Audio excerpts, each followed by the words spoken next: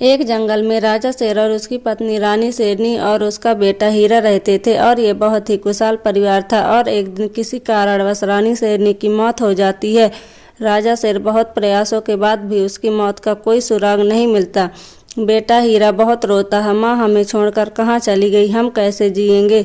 हीरा को देखकर राजा शेर अपने आंसुओं को दबाकर बहुत ही उदास होता है। तभी वहाँ पर एक माता गाय आ जाती है। हीरा सब्र करो, अभी तो तुम्हें राजा शेर को भी संभालना है।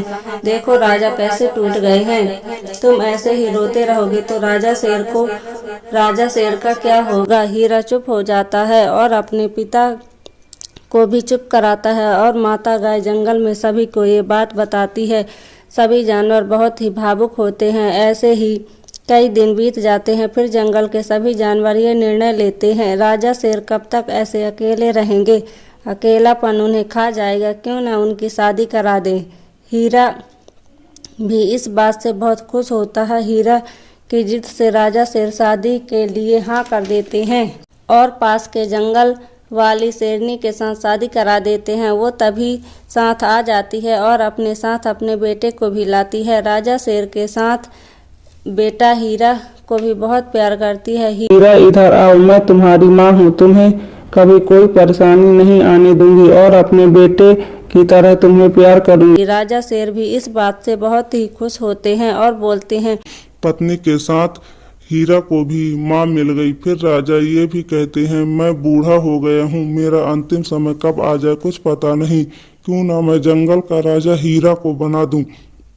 राजा शेर की पत्नी अंदर ही अंदर बहुत जलती है, कहती है, मेरे बेटे को छोड़कर अपने बेटे हीरा को जंगल का राजा बना रहे हैं। भालू और लोमड़ी के साथ मिलकर हीरा का खात्मा करने को कहती है।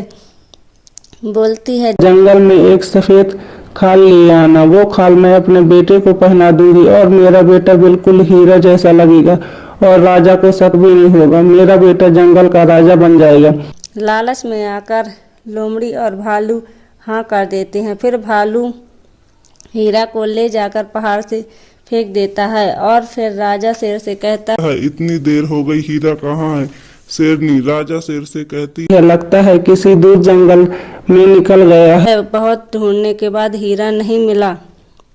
फिर राजा तसल्ली करने सभी जानवरों की सभा इकट्ठा करते हैं और जंगल का असली राजा घोषित करने ही वाले होते हैं। तभी माता गाय हीरा को लेकर आती है।